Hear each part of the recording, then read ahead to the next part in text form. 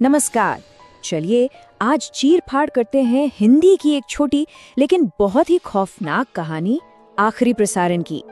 हम ये समझने की कोशिश करेंगे कि आखिर इसमें ऐसा क्या है जो इसे इतना डरावना बना देता है। तो कहानी की शुरुआत हम शुरुआत से नहीं बल्कि इस एक लाइन से करते हैं। ये वो चेतावनी है जो कहानी के हीरो को मिलती है और जिसे वो जाहिर है नजरअंदाज कर देता है, और बस यहीं से सारे खौफ का मीटर ऑन हो जाता है। कहानी में हम मिलते हैं राघव से। राघव जिसे पुरानी एंटीक चीजें जमा करने का बड़ा शौक है, और एक दिन उसे कबाड़ी की दुकान में मिलता है एक धूल भरा पुराना लकड़ी का रेडियो।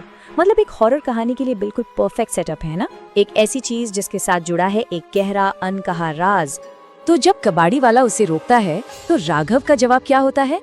अरे एक रेडियो में भला क्या खराबी होगी। उसका ये एटीट्यूड, ये शक बहुत जरूरी है। ज्यादातर डरावनी कहानियों में किरदार शुरू में इन सब चीजों पर यकीन नहीं करता, और शायद इसीलिए जब बाद में डर हकीकत बनता है तो वो और भी ज्यादा असरदार लगता है। अब कहानी उस पॉइंट पर आती है जहाँ से ये एक आम कहानी से एक सुपरनैचुरल थ्रिलर बन जाती है। वो एक घटना जो कहानी को असल में किक स्टार्ट करती है। होता ये है कि एक रात ठीक 12:03 पर चारों तरफ घना सन्नाटा है और रेडियो अपने आप चल पड़ता है। अजीब सी घरघराहट के बीच एक आवाज आती है जो ऐलान करती है कि आज रात 12:45 पर सिविल लाइन में एक मौत होने वाली है। और अब जरा इस रेडियो की सटीकता देखिए। ठीक 12:03 पर भविष्यवाणी होती है और अगली सुबह अखबार में खबर आती है कि मौत ठीक 12:45 पर ही हुई। बस यही वो पल है जब राघव का शक धीरे धीरे खौफ में बदलने लगता है। उसे समझ आ जाता है कि ये कोई मजाक नहीं था। इस पहली घटना के बाद कहानी अपने सबसे बड़े सवाल पर आ जाती है। क्या हम अपनी किस्मत को बदल सकते हैं? अगर हमें पता चल जाए कि भविष्य में क्या होने वाला है तो क्या हम उसे रोक सकते हैं? रेडियो फिर से बजता है। अगली भविष्यवाणी सुबह के 5:20 पर रेलवे ट्रैक पर एक लड़की की मौत होगी। अब राघव के सामने एक चॉइस है, या तो वो चुपचाप सुनता रहे या फिर जाकर दखल दे। और यही सवाल राघव को एक्शन लेने पर मजबूर कर देता है। वो भागता है रेलवे ट्रैक की तरफ उस लड़की को बचाने के लिए। यहीं पर कहानी भाग्य और इंसान की मर्जी के बीच की लड़ाई को दिखाती है। राघव लड़की को बचा लेता है, लेकिन जैसे ही वो उसे बचाता है उसे एक अजीब हवा में तैरती हुई आवाज सुनाई देती है। ये वो पल था जब उसे एहसास होता है कि उसने उस रेडियो के नियम तोड़ दिए हैं और अनजाने में किसी बहुत भयानक चीज को अपनी तरफ खींच लिया है।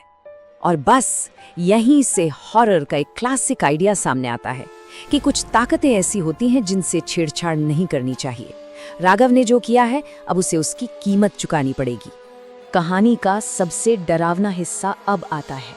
रेडियो अब सिर्फ खबरें नहीं सुना रहा, उसका टोन बदल गया है।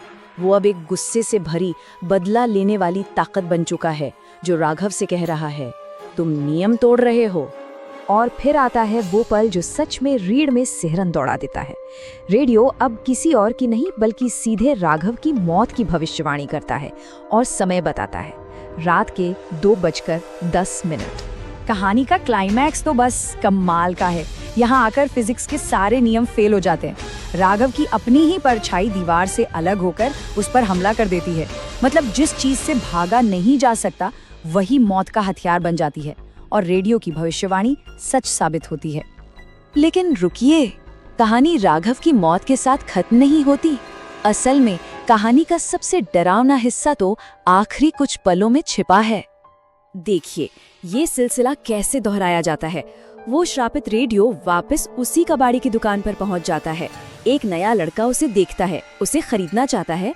कबाड़ी वाला उसे वही चेतावनी देता है और वो लड़का भी ठीक वही जवाब देता है जो राघव ने दिया था। आतंक का ये चक्र फिर से शुरू हो चुका है। ये लाइन, रेडियो में क्या खराबी होगी, ये इस कहानी का सबसे खौफनाक हिस्सा है। ये दिखाता है कि ये एक लूप है, एक जाल जो कभी खत्म नहीं होगा। जैसे ही वो लड़का ये शब्द बोलता है उसकी किस्मत पर ताला लग जाता है। तो इस कहानी के विश्लेषण को हम इसी सवाल पर खत्म करते हैं। सोचिए, किसी कहानी को असल में क्या चीज यादगार बनाती है? कोई डरावना भूत, या फिर ये भयानक एहसास कि ये डर, ये सिलसिला कभी खत्म नहीं होगा, ये बस चलता रहेगा हमेशा हमेशा के लिए।